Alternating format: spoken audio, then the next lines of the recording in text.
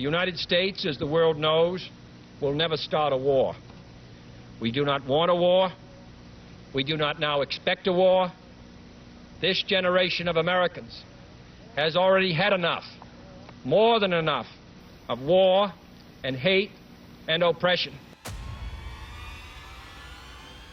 Agent Orange? I feel like I have heard of that before, and I should know what it is. They talked about it in our 9th grade history class. They mentioned that it happened to some of the veterans. No.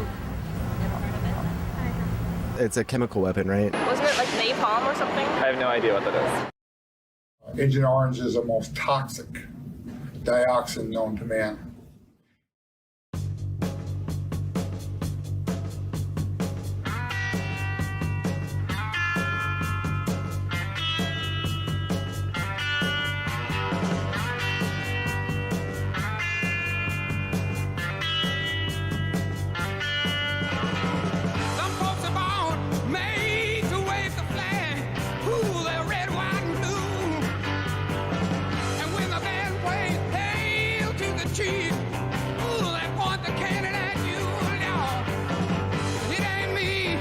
Hi, my name is Jerry Wright. I was 19 years old when I volunteered to go in the Army in 1968.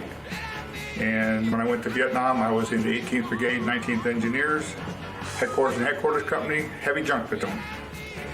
And I was stationed in Bong Song, LZ Lowboy, Pleiku, Engineer Hill, Nha Trang, Baylock, Dalat, Van Thiet. Agent Orange was just one of a series of heavy-duty chemicals the U.S. military used in Southeast Asia, called rainbow herbicides. There were also agents blue, pink, green, purple, and white, but orange was the big one.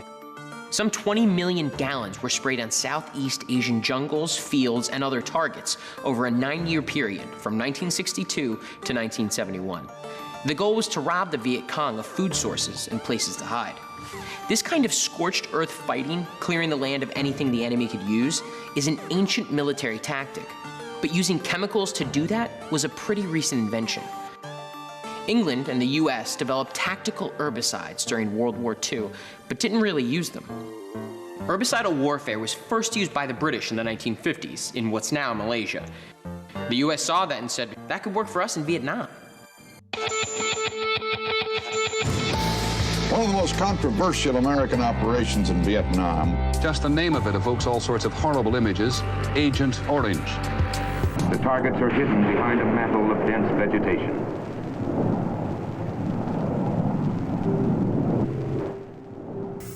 The enemy took full advantage of the terrain in the undercover. The option was to clear the area so we could see them. And that was why Agent Orange was so popular by the commanders in the field.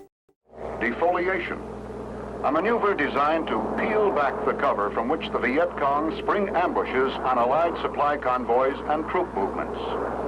What they're doing amounts to a pretty important form of conservation in itself, the saving of American lives.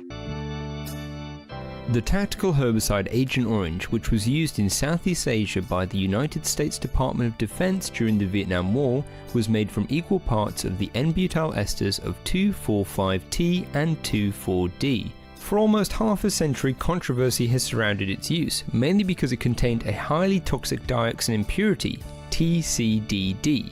Despite this impurity being thoroughly investigated, there is still a lot of confusion by the general public regarding how it was formed and why it took so long to detect. We don't mean to say that there isn't an Agent Orange effect, but at this point in time, we don't seem to see anything that confirms that there's something there specifically. As public pressure grew, Congress began to investigate the claims and veterans groups took legal action. Over decades, the debate continued. In 1990, victims of exposure alleged that the Reagan administration pressured the CDC to drop a study on Agent Orange. The CDC argued that it could not determine which veterans had actually been exposed. Over time, both the chemical companies that supplied Agent Orange and the government began taking steps to address these claims. However, this chapter of history is hardly over. In 2011, the U.S. agreed to fund the decontamination of dioxin spots across Vietnam after years of arguing. At this point, estimates of the damage, from the number of people affected to the ecological effects, vary widely and remain a subject of intense debate. To some, this is only because it's difficult to track the levels of exposure, the causes of that exposure, and so on. To others, however, it's evidence that there's still something the United States doesn't want you to know about Agent Orange. I am an Agent Orange survivor, and I used to spray it off the back of a truck. Did not know what it was at the time, other than everything we sprayed died. Within 2 days, I told somebody not too long ago, I said, I remember seeing dead snakes and dead monkeys. And they said, well, geez, wasn't that a warning sign that maybe it was affecting you? Well, at 21 years old, you got to remember that this elephant grass is 6 foot tall. The canopies are very heavy. We could not see the enemy. They could be 2 or 3 feet off the road, we wouldn't see them. They would call into our compound at night. We couldn't see them. Well, now we could. So that was like, wow, I can see 150 meters off our camp now. We put concertina wire up and we were safe. So I didn't think about that then. The term Operation Ranch Hand was a military code name for spraying herbicides from U.S. Air Force aircraft in Southeast Asia from 1963 through 1971.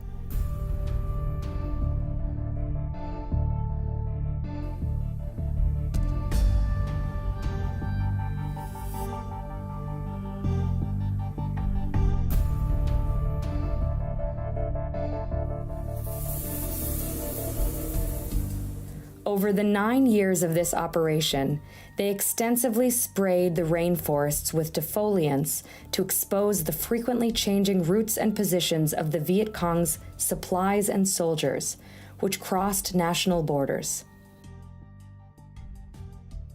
The defoliants were sprayed mainly from the air, but ground troops were also spraying from military vehicles. During the war, the U.S. Americans used different types of defoliants, called agents, which achieved various results. About 4.7 million liters of Agent Blue was used specifically to destroy the harvest and rice plantations. Approximately 1.8 million liters of Agent Purple was sprayed to test concentrations and effect. Agent Green and Agent Pink were then combined, and approximately 30,000 to 50,000 liters of this combination were sprayed over everything. At about 20 million liters, Agent White was the third largest agent and wasn't contaminated with dioxin. The only problem was, unlike the other agents, it took much longer to achieve its effects. So, they decided it wouldn't work to win the war. The most effective and thus widely used of them all was Agent Orange, a mixture of purple, pink, and green. Approximately 45 million liters of Agent Orange were sprayed over Vietnam. Overall, more than 75 million liters of dioxin-containing defoliants were sprayed during the Vietnam War. And the government asked them to step up production. When they stepped up production, it got very, very strong, very intense. We were constantly reassured that this was harmless stuff. That was the propaganda that was given to us throughout all levels of the military. Dioxins are a family of chemicals that have similar structures and similar mechanism of action and similar effects. Dioxins are extremely persistent chemicals. Because of their structure, they're resistant to both physical and biological degradation. Dioxins get introduced into the environment by a variety of ways. Either they're directly discharged into water, and then what happens when it gets into water is dioxins are sticky molecules. They don't like water very well. They'd rather be in fatty tissues or fatty material, and they'll bind to particles, settle out into the sediment. The sediment actually gets eaten by small critters, and they begin to bioaccumulate up the aquatic food chain. So that in fact dioxin has been shown in our experimental animal studies, and now we're seeing more of this in our human studies. Dioxin has been shown not only to cause cancer, but to cause effects on the skin, to cause effects on the gastrointestinal system, to cause effects on the reproductive system, on the immune system, on the cardiovascular system, on the endocrine system, and on the nervous system as well. We know the effects of Agent Orange are turning up in the children of contaminated veterans, but now there's evidence the effect of this toxic substance is showing up in the next generation. Agent Orange was a safe product when it was used in the Vietnam War, and it's a safe product today. Can you describe the stench or the stink of the plane? It's like sticking your head into a bottle of Roundup and gargling, and then drenching your clothing in it and wrapping a towel around your face. People would literally throw up.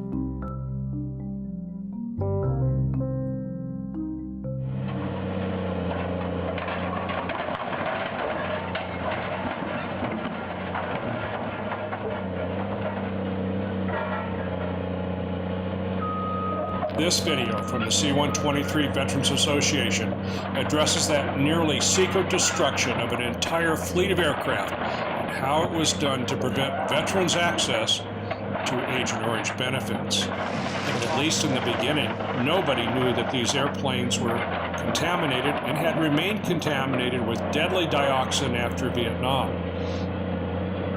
Well, it seems nobody else knew much about the C-123 contamination, not even the air crews who had flown the airplanes between 1972 and 82, during which time they'd been exposed. This absence of knowledge is because the Air Force Office of Environmental Law directed all information be kept in official channels only, where it rested secretly, quietly, out of sight from 1996 until released by the Freedom of Information Act request made by veterans in 2011. And now enter DoD Agent Orange consultant Al Young. Officials, Young recommended destruction of all the C-123s. Young then did something that veterans find completely reprehensible. Young reminded base officials that veterans might read articles, and learning of the toxic airplanes and the fact that they'd already been exposed might apply to the VA for Agent Orange medical care. Now, to summarize Young's recommendation, the toxic airplanes were to be destroyed because already exposed veterans might learn about their exposure and seek medical care due them for their decade of exposure. The Air Force then picked up on Young's recommendation, forwarding it up the chain of command and including, in this piece of official Air Force correspondence, the need to destroy the airplanes because the already exposed veterans might claim Agent Orange medical care, and this was to be prevented. On Thursday, the Secretary of the VA said in a statement, opening up eligibility for this deserving group of Air Force veterans and reservists is the right thing to do. The Vietnam War was a military conflict that occurred from the year 1959 and lasted until April 30th, 1975. Approximately 2.59 million Americans served, in which 304,000 were wounded and 58,148 died.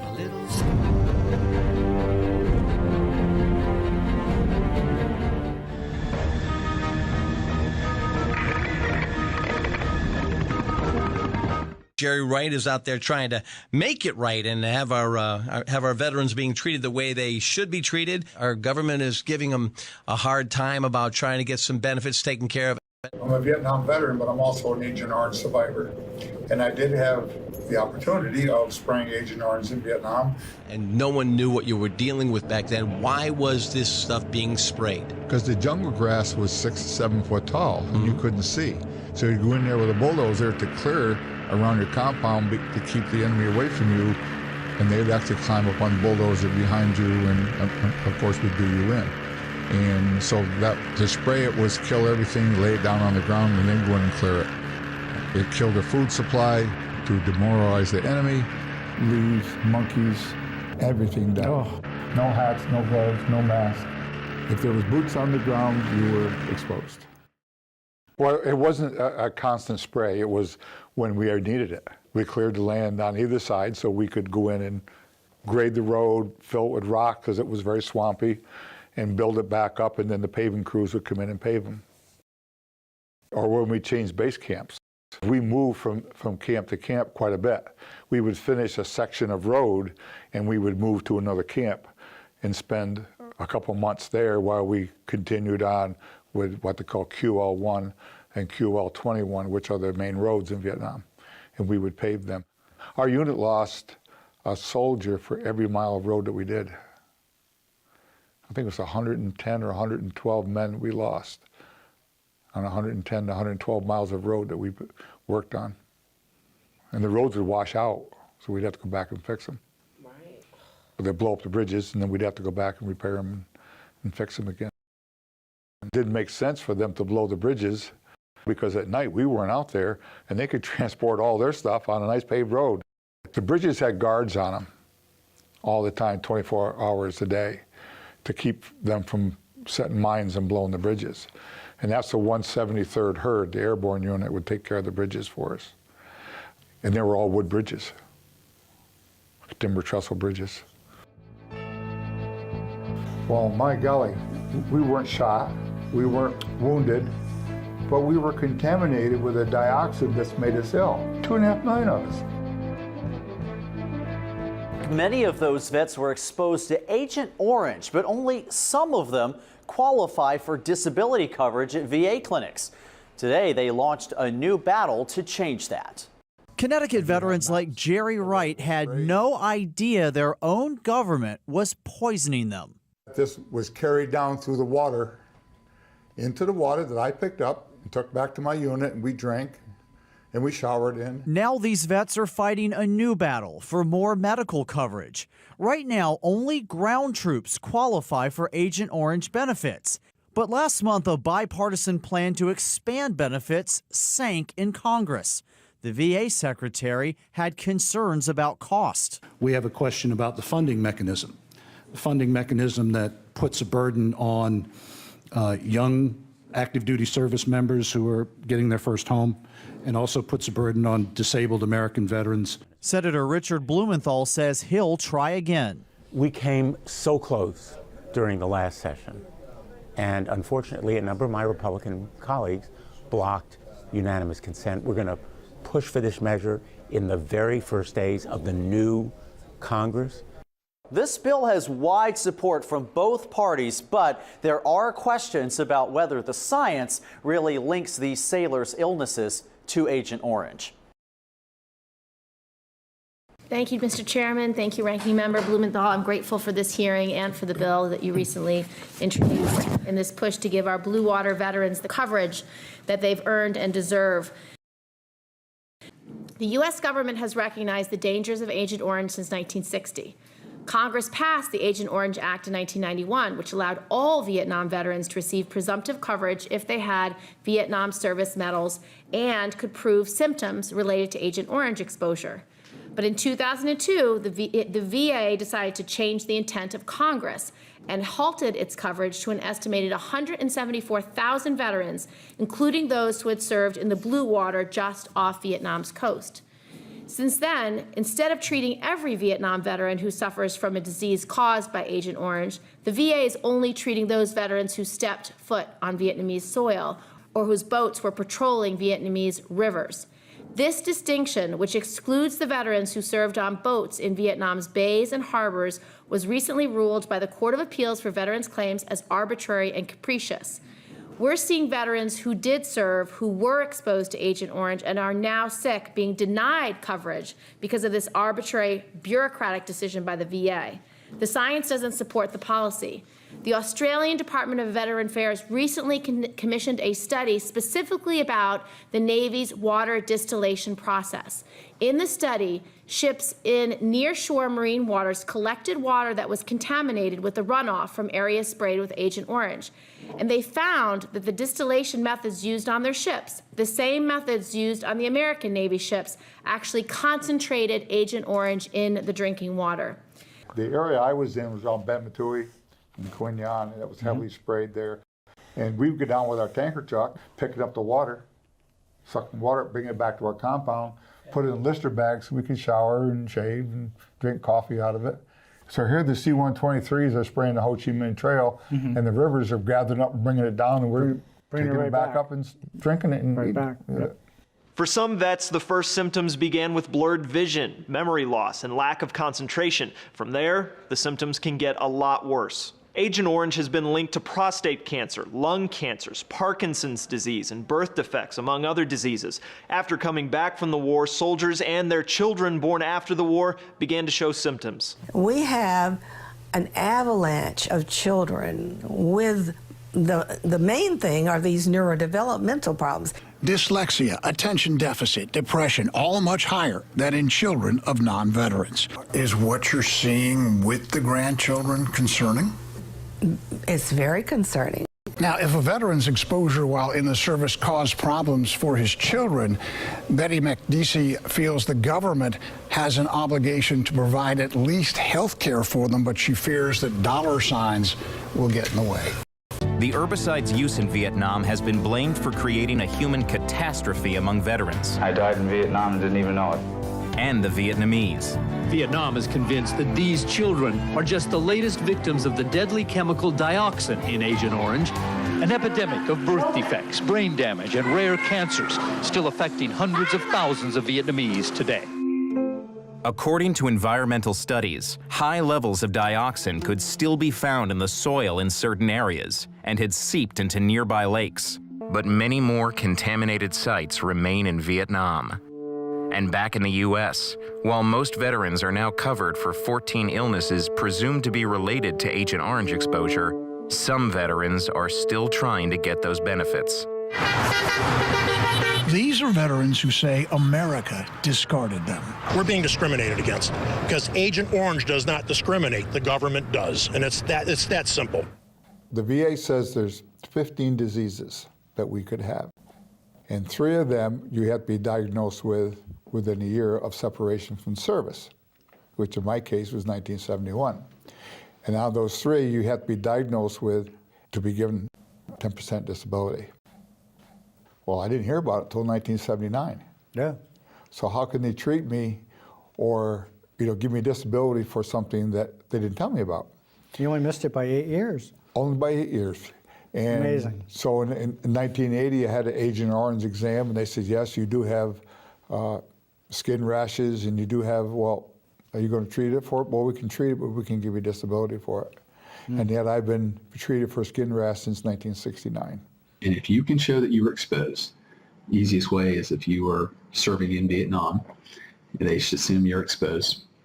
And they will presume that any of these 14, 15 disabilities are service-connected, and you don't have to show that link in between. So big ones we always see, diabetes, prostate cancer, ischemic heart disease, Parkinson's, a number of cancers. And so if you have one of these, then there's no fight from the VA on the service connection. The rating is a whole nother story. But if you have something that's off the list, or there's a temporal part of it, then that gets difficult. If it's not in the parameters of the list, the VA is going to deny you flat out and just not give you time of day, frankly, on it. Right. More guys come up to me and they're just shaking and their skin is peeling off. And they said, we go to the VA and we just gave up. We don't have a voice anymore. We just said, we're not going back there. And with 80% of the veterans not in Connecticut alone not going to the VA system, that's pretty sad. It is one thing to ask Americans to go into battle and to risk life and limb.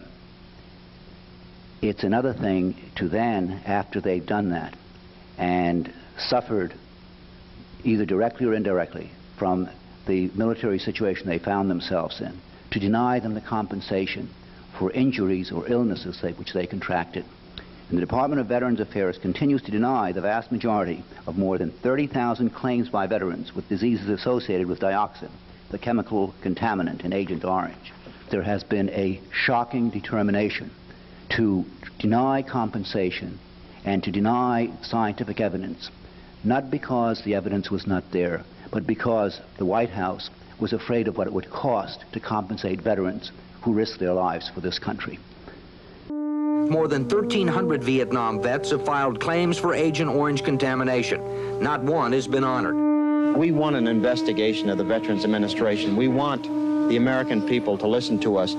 Decades after their service, several local Vietnam veterans say they're dealing with the side effects from their contact with Agent Orange. Under current VA regulations, 14 presumptive conditions are related to its exposure. Of those 14, 3 of those conditions have end dates and must be at least 10% disabling within 1 year of contact with the herbicide.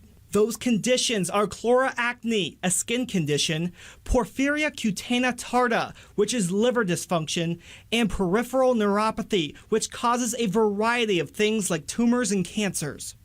So when I went through the VA, the dermatologist, and I said, is this Agent Orange related? I've had it since 1969.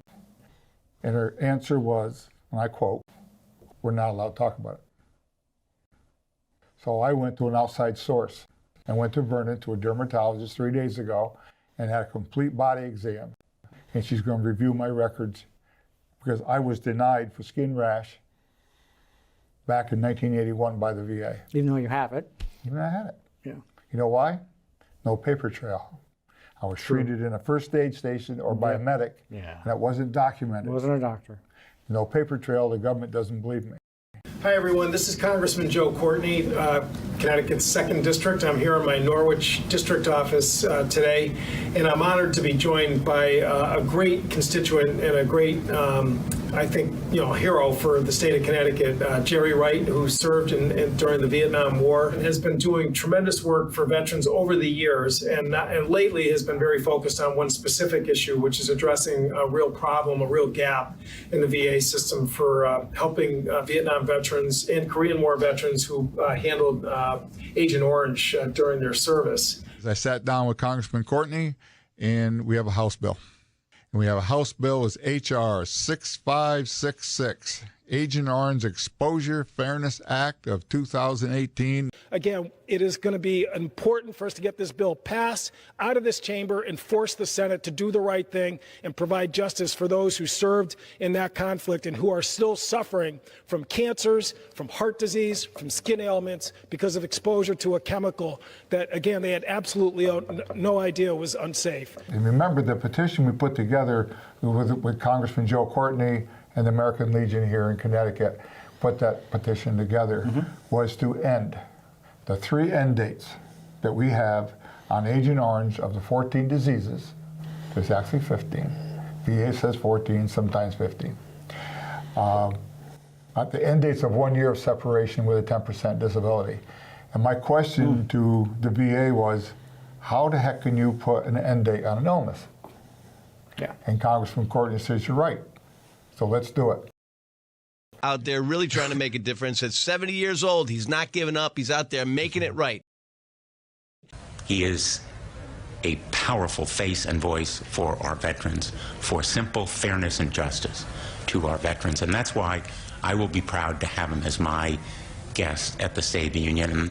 Senator Richard Blumenthal is bringing Vietnam veteran Jerry Wright of Andover. Wright was exposed to the herbicide Agent Orange during the war, left him and many others with permanent medical conditions. Remember, we were sprayed by our own people. We were sprayed by our own government. We were poisoned by our own government. Because did they know? Of course they knew. Jerry Wright has been a key advocate for the Agent Orange Exposure Fairness Act. The bill seeks to help veterans get disability compensation. Wright has been going around the country talking to veterans and spreading the word of House Bill 566 and Senate Bill 332. These 2 pieces of legislation look to right the wrongs of the past and help veterans affected by Agent Orange receive the care and benefits they desperately need. Because now I'm focused on a mission to help other veterans. And this is huge. And I wanted to meet the veterans to see if I was the only one that had these illnesses. I know I'm not, but I had to convince myself. And everyone I talked to, every Vietnam vet except for one, they all have the same illnesses. And it's not something that follows in their family history. Now, if you can't tie the birth defects and health problems to toxics like Agent Orange, the government might think, well, it doesn't have to pay. But in reality, in many cases, taxpayers are already paying for special classes, special services, special teachers. I mean, the list goes on and on and on. It's just, we're looking at it in a different light. Right. Some of the veterans I talked to are so sad that they contaminated or made their offsprings sick or their grandchildren sick from Agent Orange. I probably wouldn't have had kids had I known that they might be impacted. And that's a tough one, and I guess that still has to be proven. Very disheartening that they would get through a war, maybe not wounded or maybe not killed, but come home and contaminate their wife through birth to their kids. And it just made them so sad. And I heard that a lot. At the Vietnam Veterans of America Museum in Elmira, Gary Wright from Connecticut shares his story about his time in the war with his fellow brothers. It's been nearly 50 years since he's served in Vietnam, but he still suffers physically from his deployment decades later. Wright has been going around the country talking to veterans and spreading the word of House Bill 566 and Senate Bill 332. These two pieces of legislation look to right the wrongs of the past and help veterans affected by Agent Orange receive the care and benefits they desperately need. This is why we do this, is to make sure that those voices are never forgotten. When it comes to our veterans, when they are deployed, you stand with them, but most importantly, you also stand with them when they come home. And that means from the day they come home to the day they go back to their creator. What are you doing where you're going? What I'm doing is I have a Honda Goldwing orange trike, and it's pulling a trailer that says sprayed and betrayed. I could have done this in a nice car and been very comfortable, but it doesn't draw the attention. When I pull in with an orange trike with a little trailer, people look, and they see the Grim Reaper on there. I was killed in Vietnam, I haven't died yet. Heroes destined to die is written on the side of it. I found out if I pulled in the rest areas, especially having a trike in a trailer, people would come over and they wanted to know what I was doing, and I wanted to get my signatures. If you don't ask, you don't get. What is the harm in asking? And pursue it. Okay. I have yet, John, to ever talk to anybody that did not either have Agent Orange or knew somebody that had it or somebody that died from it. Jerry just has been on an incredible mission here. But we want to, you did over 10,000 miles, Jerry, and maybe you can give us an idea. Take us on the journey with us. What did you feel as you headed out on the road?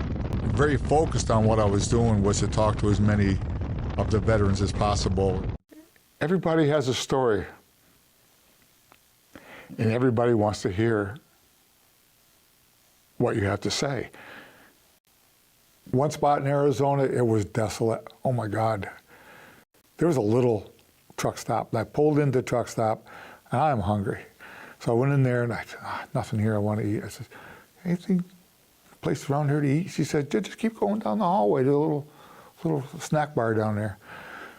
I went down there, and the ladies behind the young girl actually behind the snack bar was a spitting image of a young lady I had a crush on back in the late 60s.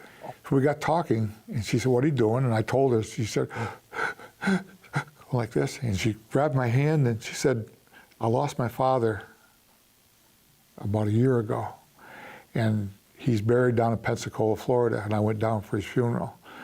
And I said, well, what are you doing up here? She said, I'm trying to find myself. She said, and she started crying, and so we got all done. She made me a sandwich, and I went outside and down by the bike, and I hear her running down across the parking lot. Jumped in my arms and gave me a big hug and started crying and crying. She said, and I don't know why I said this, but I said, your father said you'll find your way. And she started bawling hysterically, and she said, oh my God, she said, he's coming through you. And I said, oh, yeah, I could feel it. And he was a Vietnam vet. He died from Agent Orange, and she was very sad about it.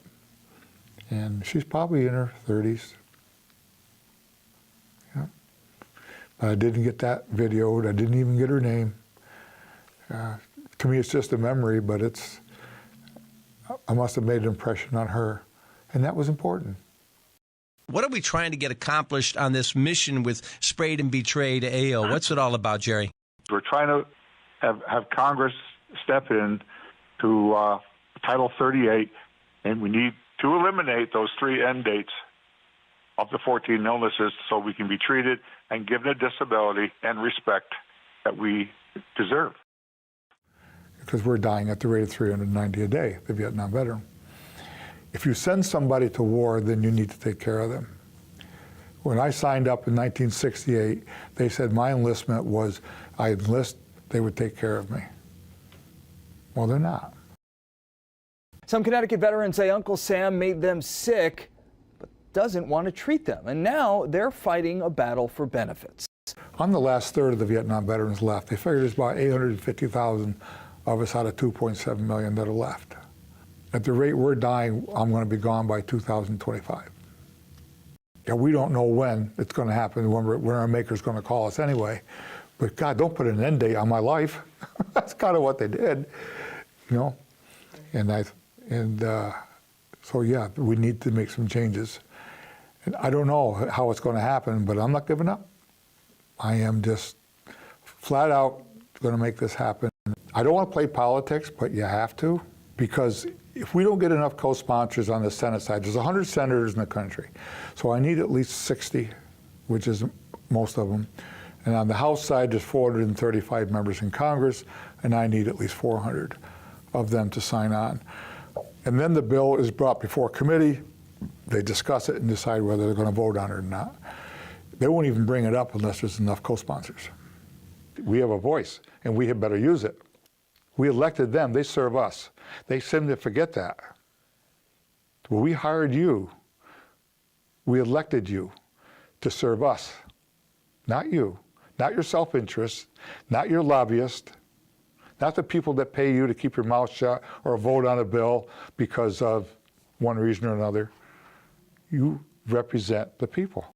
What we're doing today will be history tomorrow. So we have to document that. It has to go where people can see it. This has to be documented that somebody will take over when I'm gone. Somebody's got to carry on what I'm doing, because it better not die with me.